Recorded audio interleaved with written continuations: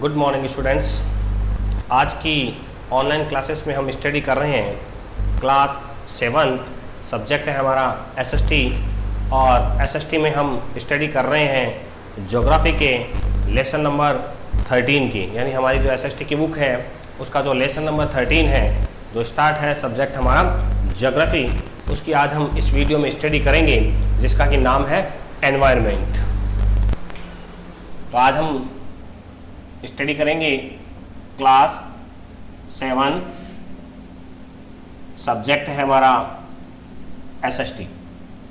इस एसएसटी में का जो 3 कंपोनेंट होते हैं, हिस्ट्री, ज्योग्राफी और सिविक्स, उसमें हम ज्योग्राफी की स्टडी शुरू कर रहे हैं आज अपने इस पहले वीडियो में। और हमारा लेसन नंबर है 13। हमारा लेसन है 13 जिसका कि नाम है आवर एनवायरनमेंट। एनवायरनमेंट वातावरण, हमारा पर्यावरण कह सकते हैं जिसे हम।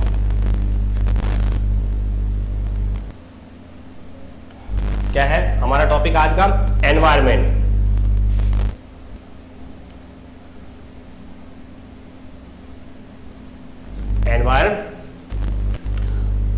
एनवायरनमेंट पर्यावरण।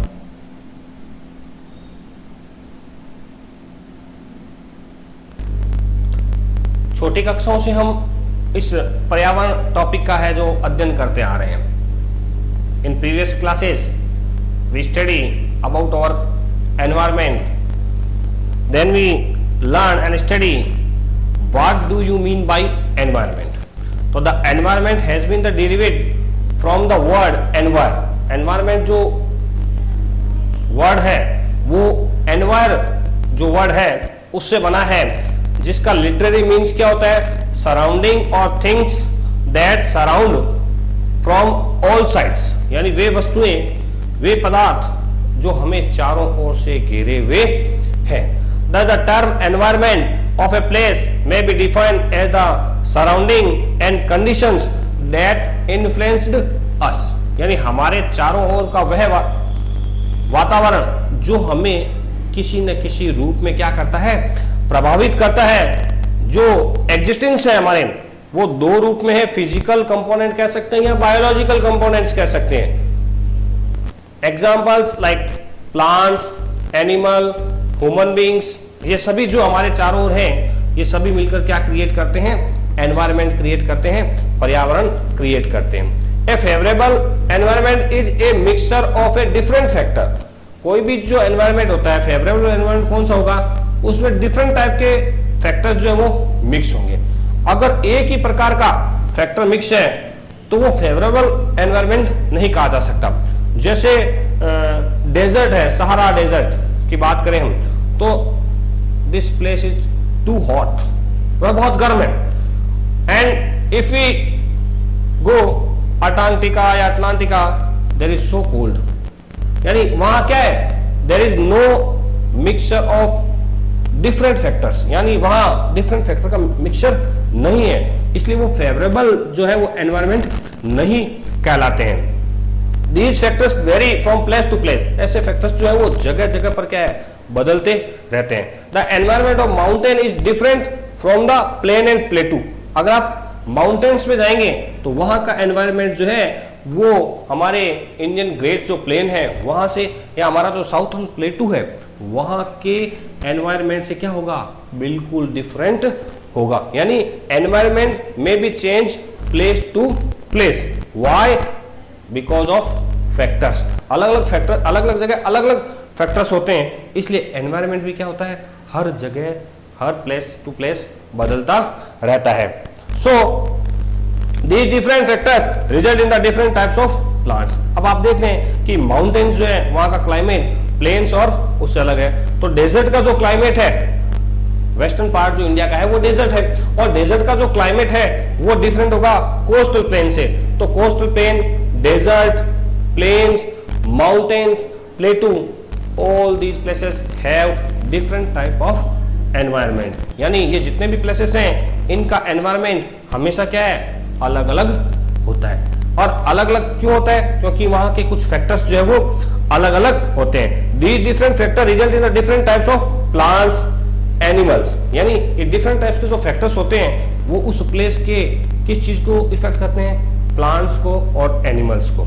एग्जाम्पल अगर हम बात करें तो Apple grows in mountain, mountain जो क्षेत्र है वहां पर क्या होती है, एप्पल होती है। But coffee grows in coastal area, लेकिन कॉफी कहाँ ग्रोज होती है, कोस्टल एरिया में। क्या हम कॉफी को माउंटेन्स में ग्रो कर सकते हैं या एप्पल्स को कोस्टल प्लेन में ग्रो कर सकते हैं? No, it is not possible. यानी हर जगह का जो क्लाइमेट होता है वो डिफर होता है, चेंज होता है। माउंटेन्स का, प्लेन्स का, प्लेटू का, कोस्टल प्लेन्स का, डेजर्ट का, इन सब जगह का क्या है, क्लाइमेट अलग होता है, इसलिए यहाँ का एनवायरनमेंट भी क्या होता है, अलग अलग होता है। और डिफरेंट फैक्टर जो है वो हमेशा किसको इफेक्ट करते हैं, प्लांट्स और एनिमल्स को करते हैं। प्लांट्स का जैसे मैंने एग्जांपल दिया, Apple can grow in mountains and coffee grows in coastal areas, but coffee does not grow in mountains and Apple can not be grown in coastal areas. तो different होने की वजह से प्लांट में और एनिमल्स में भी डिफरेंट होता है। ऐसे ही कुछ एनिमल्स जो ठंडे जगहों पर, पोलर बियर्स और है, वो ठंडी जगह में पाते हैं। पोलर बियर जो है वो सर्वाइव कहाँ कर सकता है, कोल्ड प्लेसेस में। इसी तरह ship of the desert, camel, camel survive in desert, not in cold places. अगर पोलर बियर को डेजर्ट में और केमल को कोल्ड प्लेसेस में भेज दिया जाए, they can not be survive, वो सर्वाइव नहीं कर पाएंगे। क्यों? क्योंकि वो जिस क्लाइमेट में रहते हैं, पैदा होते हैं, वो वहीं पर सर्वाइव कर सकते हैं। तो स्टूडेंट्स, ये डेफिनेशंस थी एनवायरनमेंट की। Do you understand about the term of environment, पर्यावरण। अब हम स्टडी करेंगे कंपोनेंट ऑफ एनवायरनमेंट। एनवायरनमेंट में हम आज किसकी स्टडी करेंगे, कंपोनेंट ऑफ एनवायरनमेंट।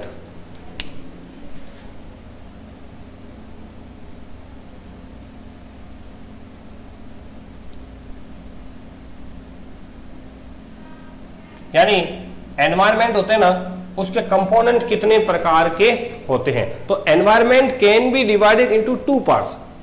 एनवायरनमेंट जो है वो फर्दर टू पार्ट्स में हम उसको डिवाइड कर सकते हैं। पहला पार्ट जो है वो है फिजिकल,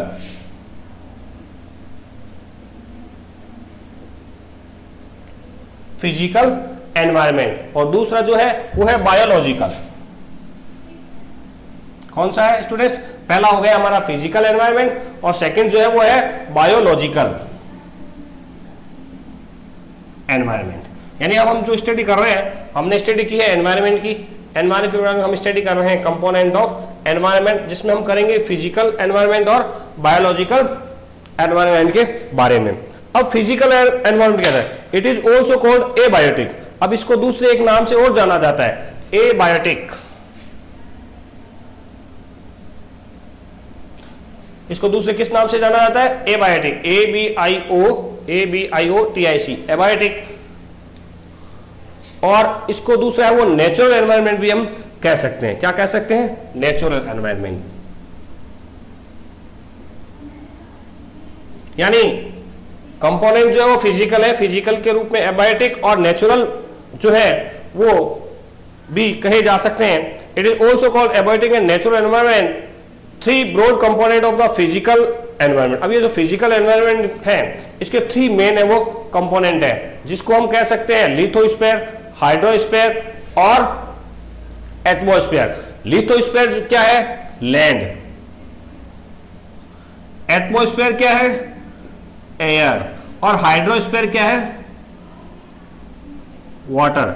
यानी जहां पर लैंड है, एयर है और वाटर है, वो सब चीजें मिलकर क्या बनती है? एबायोटिक एनवायरनमेंट कह सकते हैं, या उसे नेचुरल एनवायरनमेंट भी कह सकते हैं। हालांकि हम इस टॉपिक की स्टडी जो है वो फर्दर बाद में करेंगे।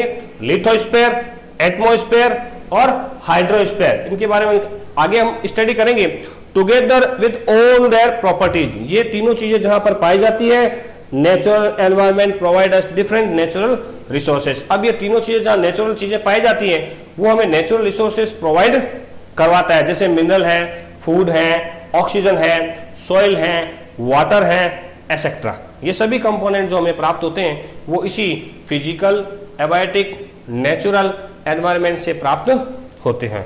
और अगला जो सेकंड हमारा टाइप्स है वो है बायोलॉजिकल। बायोलॉजी को हम दूसरे नाम से भी कह सकते हैं, इसको बायोटिक कह सकते हैं।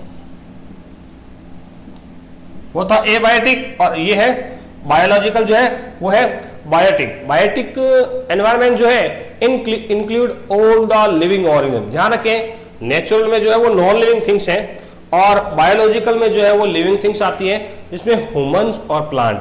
यानी बायोलॉजिकल एनवायरनमेंट को बायोटिक एनवायरनमेंट भी कह सकते हैं और इसमें जो है वो लिविंग ऑर्गेनिज्म आते हैं, प्लांट्स हैं, एनिमल्स हैं, ह्यूमन बींग्स हैं, ये सभी इसके अंदर आते हैं। तो स्टूडेंट्स, आज हमने स्टडी इस वीडियो में किया है और एनवायरनमेंट के बारे में और कंपोनेंट के बारे में। और इस जो स्टडी हमने किया है उसकी पिक आपको इस वीडियो में साइड पर दिख रही होगी, जिसमें आपको एक फिजिकल एनवायरनमेंट्स की पिक दिखाई दे रही है। इसके बाद नेक्स्ट वीडियोस में हम स्टडी करेंगे डिवीजन ऑफ एनवायरनमेंट, जिसमें हम स्टडी करेंगे फिजिकल जो एनवायरनमेंट है हमारा, नेचुरल एनवायरनमेंट है, उसमें लिथोस्फीयर, एटमॉस्फेयर और वाटर जहां होता है हाइड्रोस्फीयर, उसकी स्टडी हम नेक्स्ट वीडियो में करेंगे। Thank you.